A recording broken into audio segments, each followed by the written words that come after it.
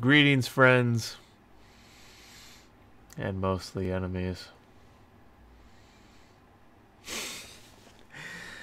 This is just an upload of the missing chapter from the playlist, because I did it on a live stream and then forgot to clip it out of said live stream from Twitch and bring it over here to YouTube. So this is just a fill-in. This is chapter 21 of the Garden of Lies, and a little something that's kind of a bonus at the end. So let's just get into it, shall we? The Garden of Lies, chapter 21. I'm so damn sorry. The next thing I know, I'm back in the archive learning pod. But something is wrong. I haven't felt like this since I killed that shaman by the lake. I see, hear, and feel, but it is not me struggling through the gel to rake at the glass cover. The Dark One has taken control again. I'm going to show you what we're really capable of. No, I won't let you. I tried to retreat into the dying place, like I did last time. But when I tried to enter the first level of the mountain, I hit a wall and I realize I am already inside of it. Dark One has sealed me inside the first level. I'm trapped, unable to go deeper or come out. The laughter surrounds me. You will spend the rest of your days in darkness, as I have. I feel my body shift. The added strength from the change lets me power through the ballistic gel. I see Angel staring in horror, her hands pressed to the glass. She's shouting at someone, but even my ears can't understand her through this gel and the glass. I'm going to make you watch as I unmake her, ruin her. You think what I did to the shaman was bad? I'll show you the evil you harbor inside you. No. No. I won't let you hurt her. I won't let you puppeteer my body. You're not part of me. You're evil. You're a demon, and I'll slay you like a demon. Suddenly the laughter becomes a tidal wave pressure against my consciousness. I feel as if I am drowning in pure madness. I am barely able to perceive when the Dark One uses my claws to pierce the glass. This ballistic gel is designed to soften when it comes in contact with the atmosphere. The air flows in, and suddenly it's little more than thick soup. The Dark One uses my body to rip apart the glass cover like wet paper. I feel the glass shredding my hands. He's inverted the mountain somehow. Now, here, inside of it, I feel everything he does to my body. Justice is served. His laugh joins the cacophony. This is just the beginning of your suffering. He smashes his way out of the archive pod and stands. My body sees other people in the room. I recognize them. The shaman who ordered Angel's lashing, and his fox guard. Why are they here? The fox's daggers are drawn, and she charges me. I swat her aside with a backhand, and I hear her impact a bookcase with a solid thud. The Dark One pulls one of her knives from my forearm. The sensation of the blade slithering out of my flesh makes my stomach churn. Pathetic. Weakness disgusts me. The shaman stands on the other side of the room in front of Angel, protecting her. My body begins moving towards them. I strain my mind against the mountain. I push and prod it from every angle. Nothing gives. You built that fortress to protect you from the most horrid pains and torments this world has to offer. Nothing gets in. Nothing gets out. Suddenly, I feel something hard land on my back, a knife buried in my shoulder, and another comes to my throat. Dulge, stop, or I'll be forced to kill you. It's Bastion's voice. The Dark One feels no pain, no fear. His hand, my hand, shoots up and seizes Bastion's forearm. My body jerks it at a cruel angle, and his bones snap like a wet branch. Bastion falls from my back, screaming. My body continues to advance on Angel. My Angel. My prey.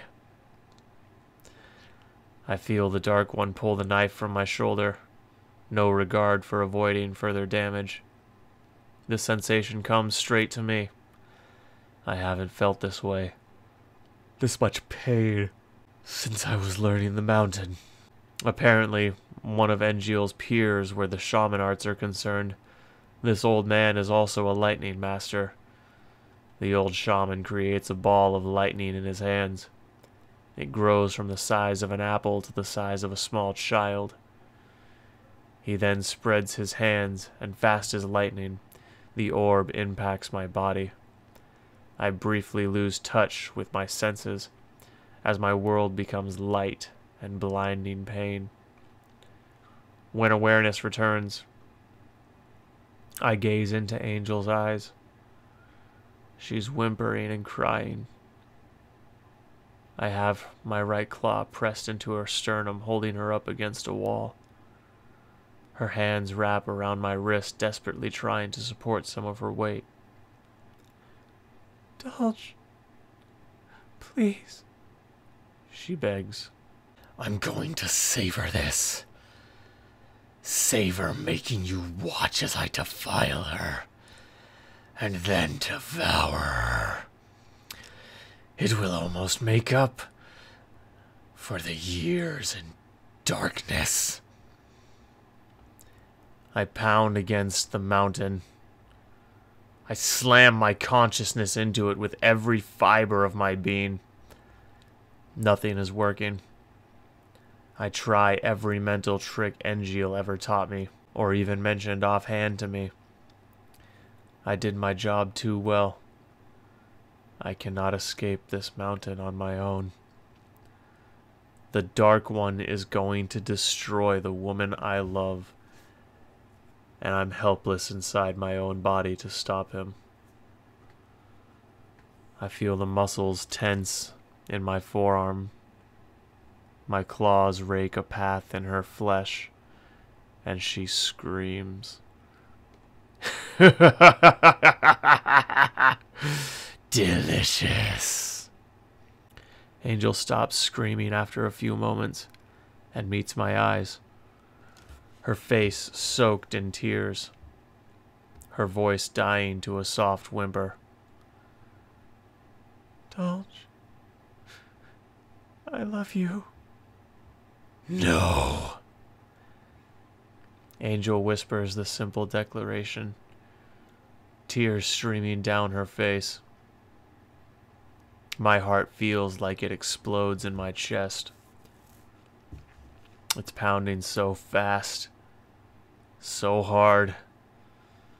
I feel like I'm going to die. But the seconds drag on like that. You'll always be my Blula. No, no, no. I refuse to let go. You won't shove me back into the void. I scream inside my head. I scream so loud it drowns out the laughter. It drowns out everything. All is my agonized scream. All is my fury and rage, my pain and my fear. Oh, God's the fear of losing her. Like I lost my mother, my father. I will not lose her. I will not give in. I scream from the very depths of my soul. With primordial rage, I roar defiance. I suddenly feel like my mind shatters, and I lose awareness of my senses. Dream world. I stand in the void. I appear as I do in my waking hours. Chaos stands in between me and the Dark One. A hand on my chest. The other grasping Dark One's throat. Dulge. I can't promise I can do this again. Do not go into the mountain. Do not come back to the void. How can I avoid the void? He drags me here when I dream. Angel will keep you in my domain. The Expanse, we will call it. Stay with her. I hurt her. She's going to run away from me. Love might surprise you, Dulge. The Dark One starts laughing, choking air past Chaos's grip. Black ooze pours from his mouth. I think it's his blood. She won't save you, Dulge. Chaos won't save you. I'll always be here, inside of you. And when your moment of weakness comes, and it always comes, when you hit the bottom and skid along like the trash you are, coming to a stop at my feet here in the void, I will be here to greet you, and I will consume you. Dulge, I can't hold him any longer. Go. We'll meet again in the expanse of your mind. Suddenly, Chaos turns his body, swapping me and the Dark One's places. I'm flung violently into the void, and I fall into darkness. I wake up, and the first thing I notice is the ungodly amount of pain I am in. The second thing I notice, I am in human form again.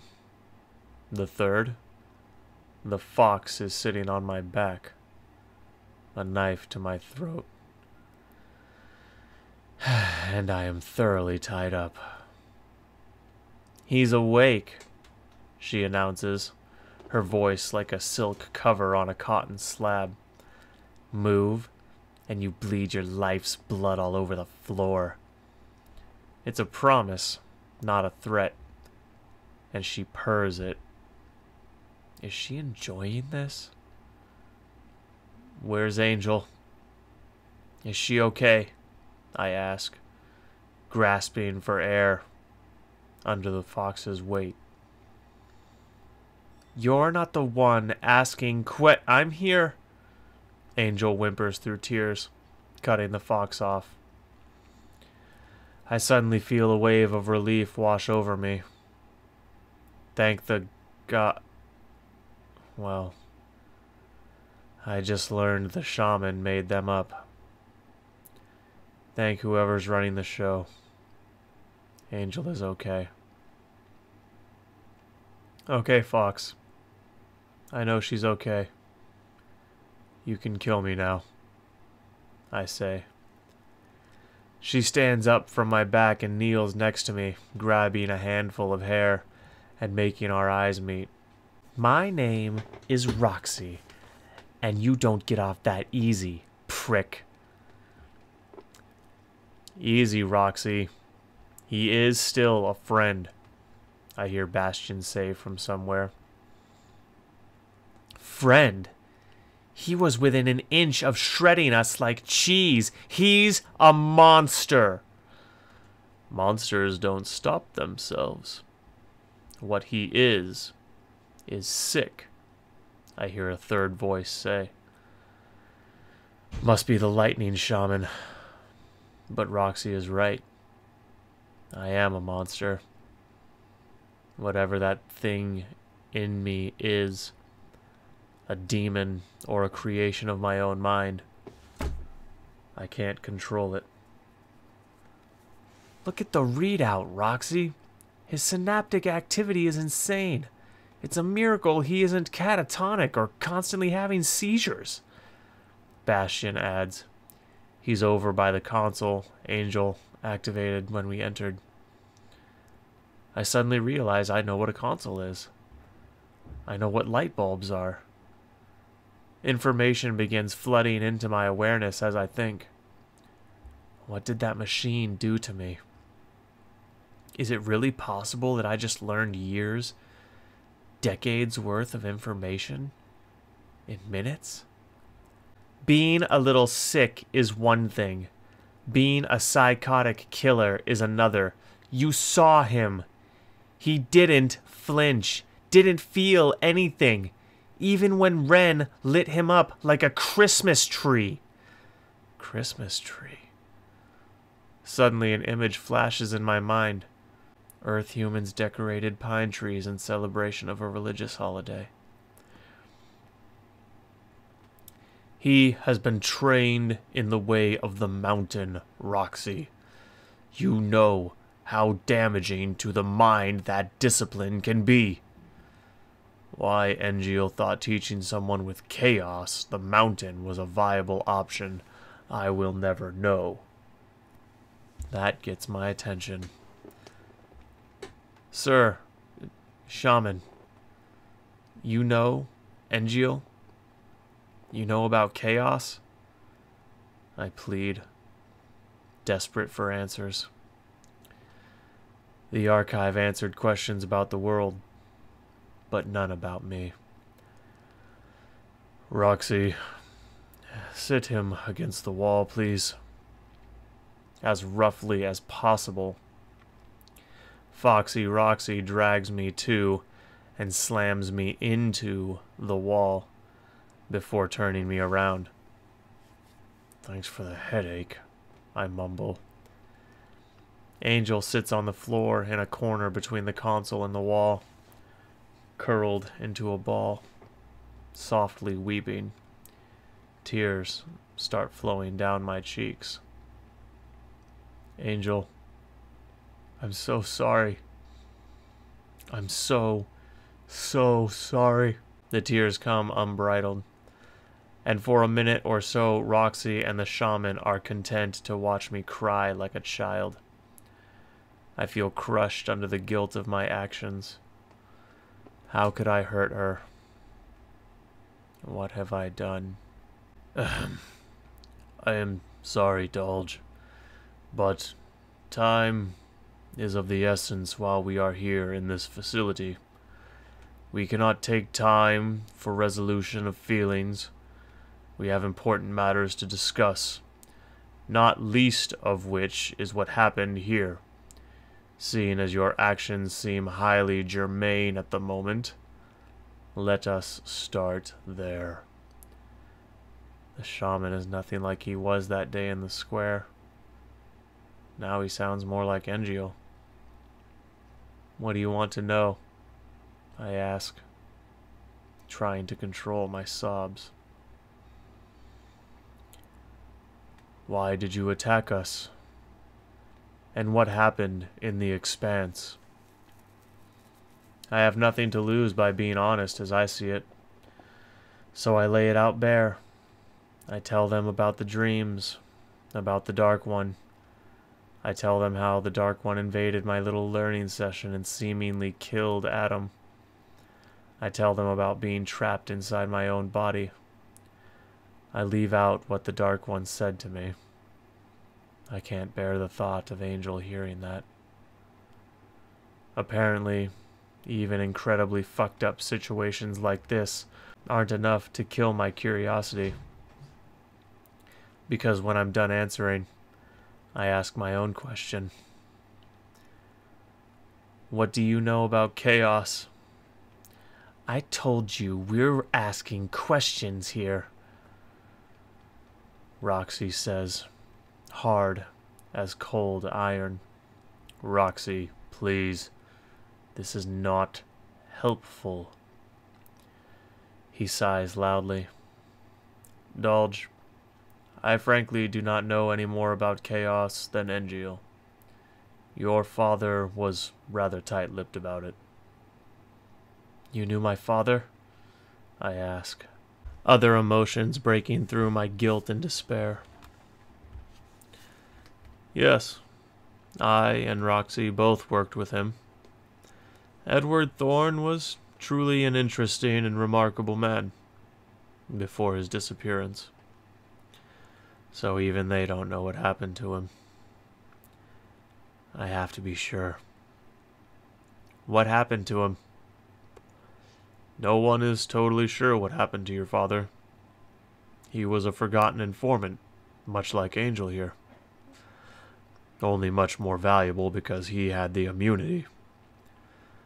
Then one day, we received word he was called to the capital with your mother and the macrophages, who were forgotten sympathizers. No one has seen any of them since. Of course. My rotten luck never runs out. Meet people who knew my old man, and they still don't know anything about my folks. They know something else, though. What is this forgotten you mentioned? Those shaman who tried to kill me mentioned a forgotten agent too. Who are you people? Roxy and the shaman exchange a look, and then look at Bastion. Bastion answers me. I'm sorry, Dulge. Those shaman were looking for me. My contact with you at the fountain party led them to believe you knew my whereabouts. We, the Forgotten, we're all, well, mostly all, like you, immune to dreamsmithing, occurring naturally in about 3% of the population. We can't be controlled, can't be lied to. So, the Grand Council hunts us. Our little rebellion is made up mostly of those immune and our family members. So it wasn't Angel they were after, I ask. At the time I was sure it was. Afraid not, Roxy interjects. Little Red over there is kept under tight watch, considering she knows too much without immunity. I look at Angel. She stopped crying, but her eyes are distant. Why would you involve someone in your rebellion if they aren't immune? I ask, angry they put her in danger, as if I had any right to be after what I've done. You've got it all wrong, monster. She involved herself, Roxy hits back. Enough, Roxy! I am sorry, Dulge. She gets temperamental when tension is high. A highly unfortunate trait. Roxy scoffs.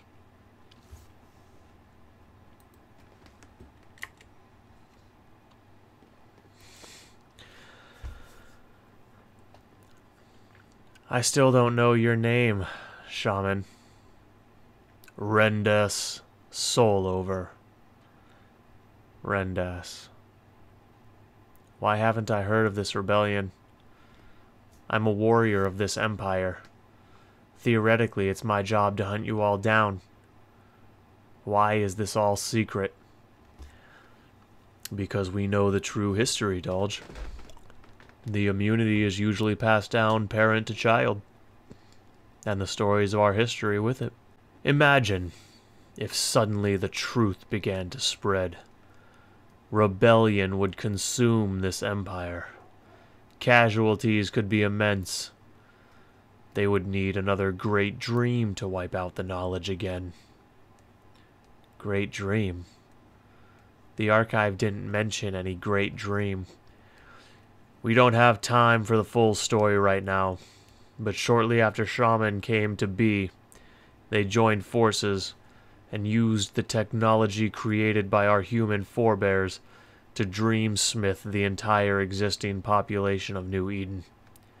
Then they removed everyone from inside the walls, stripped them of their memories of human technology, and left them with only knowledge of 15th to 16th century civilization.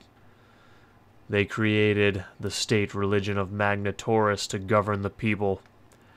The Grand Council and its chosen few have been the only ones with access to New Eden ever since. But the wall, the sentries, I object.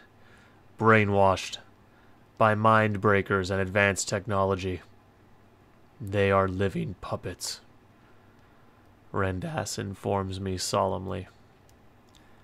Mind breakers? I question. The name for the most talented and effective of the dreamsmiths, he informs me. They can completely erase your identity, remake you. There have been rumors that some are even able to affect the immune. Never verified, though. So it's all true. What Adam showed me. What Angel told me when she first got me involved in all this. All of it. Well, in for a pint, in for a barrel. What's the rendezvous? I ask. Roxy's eyes shoot towards me. Rendas is suddenly very alert. Bastion, too. What did I say? How can you possibly know about that? Roxy asks, cold and implacable. Screw it. Heard it in my dreams. Chaos loves to mention it all cryptic-like every now and then. They don't look like they buy it. He must have heard it from his father. Engiel doesn't know, Roxy postulates. Edward was anything but careless. Dubious at best, Rendas counters. They bicker back and forth for almost a minute. I think he's telling the truth. A soft, gentle voice says from the corner. Come again? Roxy asks. Angel clears her throat. I think he's telling the truth. Well, of course you would think that. You're so smitten you're ready to have little chimeras with him. But even after he tried to kill you? Man, daddy issues must run deep. Rendas cuts her off by grabbing her wrist. And for the first time, Roxy's face shows she realized she might have gone too far. Roxy Ralvorian, outside, he orders coolly. Ice cold, in fact. Roxy turns and walks out of the room without a word. But she manages to find time to shoot me the evil eye. Angel, why do you believe his claim? Rendas asks. He has a reputation in Three Fang.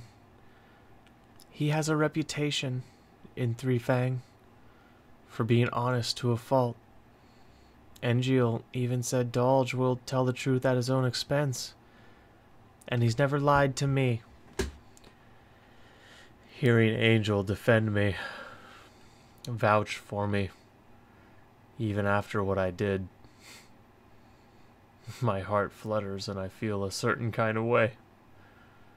A way I don't think I've ever quite felt before. I hope I can make this up to her. I hope I can repent to her and earn her forgiveness. Rendas considers this for a while. He pulls Bastion to the back of the room, and they whisper with their backs turned, making it hard for me to hear. I look at Angel, and though I doubt she wants to hear it, I have to try to make this right. Angel, please forgive me. I was struggling so hard. I don't know what's happening to me. I wasn't myself. She meets my eyes. It just scares me that you can protect me from everything but yourself. Her words rip my heart out of my ass.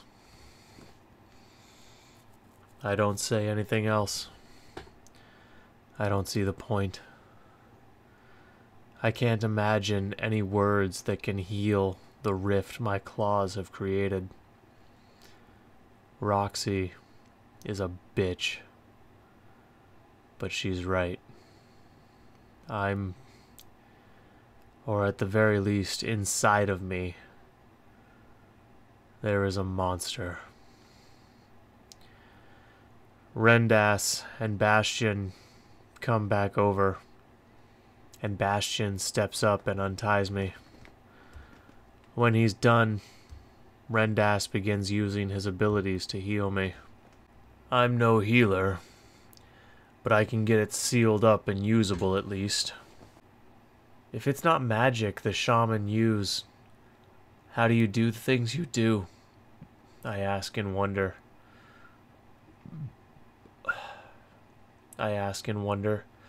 Realizing their powers are now, for the moment, even more inexplicable.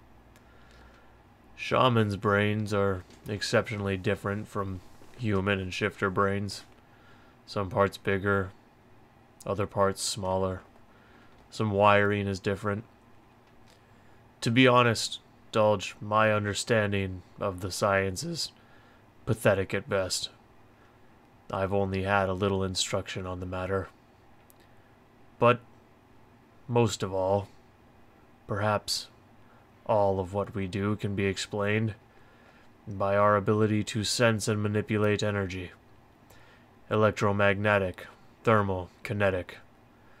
We can feel it, interact with it.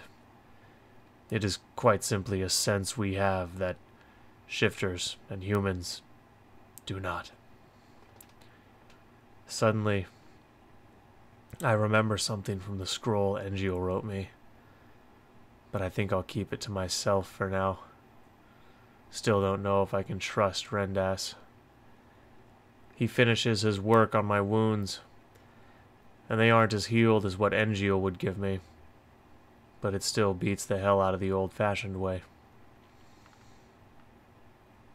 So, Dulge, now that you know the truth, what will you do?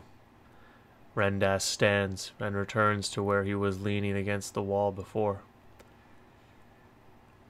What? That's it? You show me the truth and just let me go? The Forgotten are not the Grand Council, Dulge. We don't try to bend people to our will. It's useless to try. That phrase sounds familiar.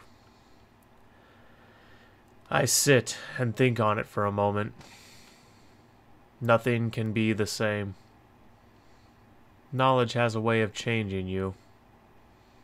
When you change, the way you experience the world changes. I can't go back. I am not the kind of person who can stand idle on this world-shattering revelation. But he still hasn't answered an important question. The rendezvous? Immunity does not equal indomitability. They can still torture the information out of you, especially now that your mountain seems to be compromised. Normally, the Forgotten will not even bring someone this far until they swear loyalty. Angel pulled every string she could to convince us to let her show you the truth. I will not tell you until I have your word that you stand with us. That's fair. I do not like it one bit, but it is fair.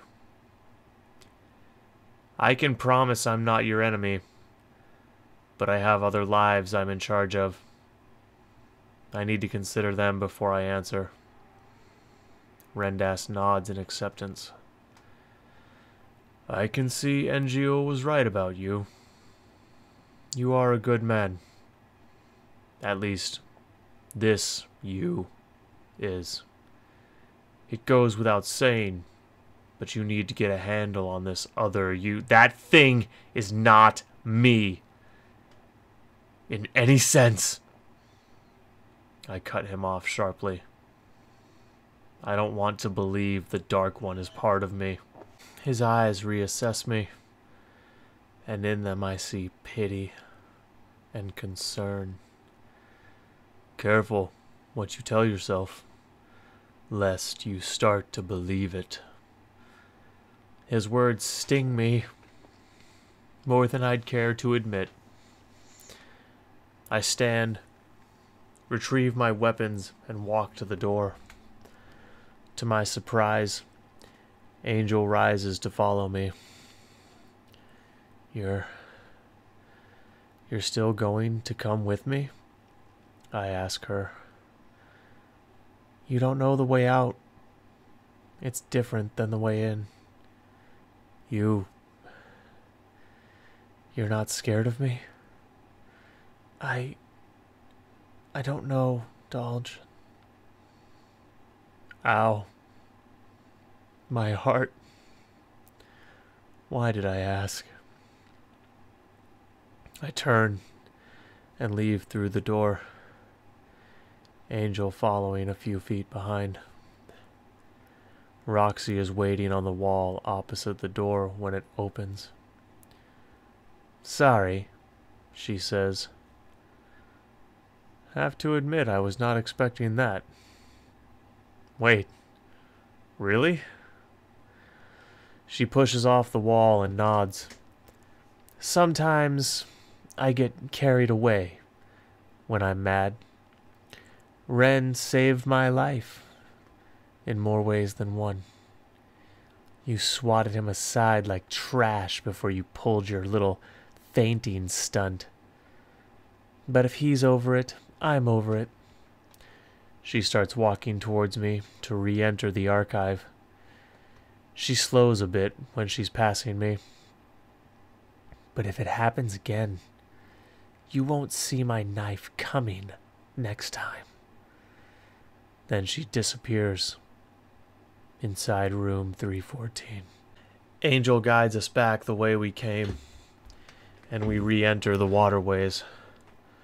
But it doesn't take long before I realize we are taking a different route back. I want to say something, but there's nothing to say. The woman I love is afraid of me. We come to a 45-degree slope and stop. There's going to be water at the bottom.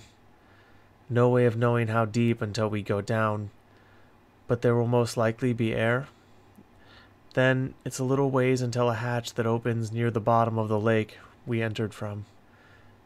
We have to swim up. I nod. Okay, not a problem, I say. She turns her head and looks embarrassed and a little worried. What's wrong? I ask. I can't swim. You have to take me up.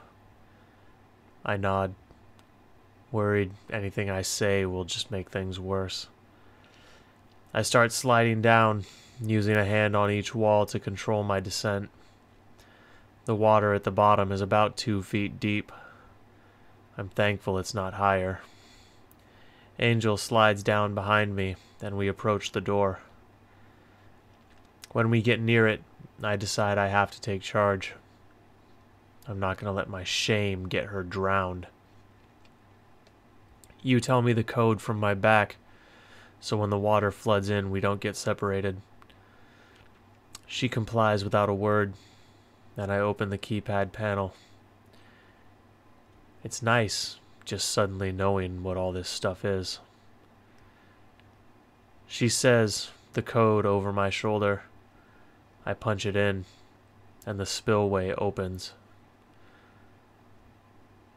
This one opens slowly, and the water comes in gently enough that I can swim against it. I take a final gulp of air and dive under the opening door. It's still nighttime outside. Probably only been in the walls an hour, maybe 2, tops. They didn't tell me how long I was out. My lungs are starting to complain for oxygen when I break surface. Angel apparently needed it a lot more. She's gulping for air like she almost died. I swim us to the retaining wall, and she gives me directions to where she's staying. I run her there without a word. When I let her down in an alley near a small side door, she moves to enter without a word. I instinctively reach out for her, and she flinches away. Damn, that hurts. I know I said it already, but I'm so damn sorry, Angel. Tears break when I say it. My voice catches, and Angel looks into my eyes. Her own, very sad. I know, Dodge. Then she is gone, and I am alone. Chapter 21.5 Trying to Drown My Demons. The walk back to the inn is the most depressing walk of my life. Thoughts swirl in my head, feelings in my heart. I know there are much more important things to worry about from a practical standpoint, but the only thing I seem to care about right now is Angel. What if this is it? What if I lost her because of this? She trusted me above all others, and I tried to kill her. Or at least, something inside of me did. I can't seem to decide if that thing, the dark one, is part of me or something else. One thing is for sure. My body is what hurt her. That reality is almost more than I can bear. I get back to the inn and step inside. The common area is empty. I'm not particularly proud of this, but I go to the bar and avail myself of its libations. I drink and drink, and for the hell of it, I drink some more after that. Drinking alone, huh? Senkotsu says as he approaches from behind. I'm trying to drown my demons. I say more to my glass than I do to him. Oh shit, I know all about that. He walks behind the bar and grabs another bottle and glass. We sit together silently for a while, until I have reached sufficient levels of drunkenness to lubricate my jaw. I hurt her. I mumble. Angel? He asks to make sure. I grunt affirmatively. And you're this beat up about it? She's just a human. I almost elbow him in the jaw. But I remind myself humans are chattel to most people. He's a product of the prevailing belief. It's not totally his fault. He seems to sense my offense. But, I see that she's your human. So, damn. Sorry to hear that, man. He raises a glass. I scoff, but raise mine to clink his anyways. So, what demons are you always trying to drown? I ask, referring to the fact he's damn near been drunk the whole time I've known him. You hurt someone? He asks me. I nod. Well, someone hurt me, he says, before finishing his glass and topping us both off. The Garden of Lies, Chapter 21 and 21.5. You know, I've talked a lot before in interviews and now deleted live streams about how this book is inspired by my real life, and characters in the book are based on people I've known and loved.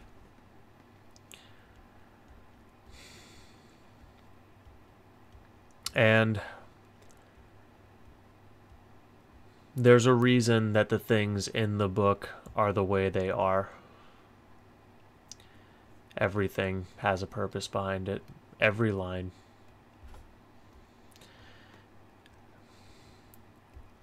And I don't want to go too much into the stuff about my own personal life right now, but what I just want to say is, if you're someone who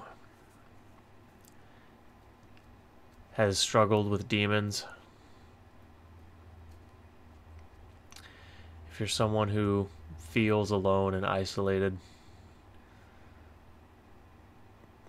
don't.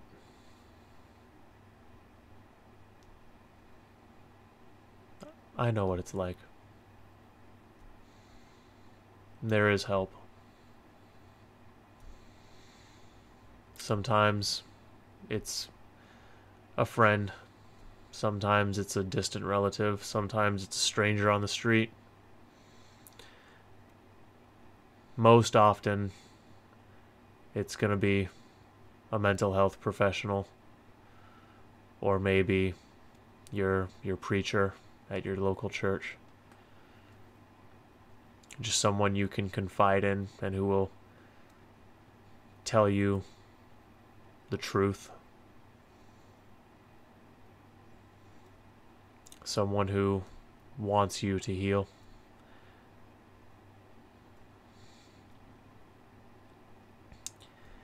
You are not your thoughts. And you are not the bad things that you hear inside your head.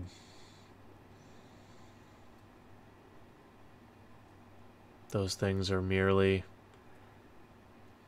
a small part of you.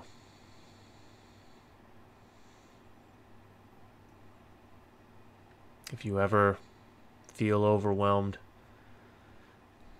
please call the suicide hotline. Please seek help. It's worth it.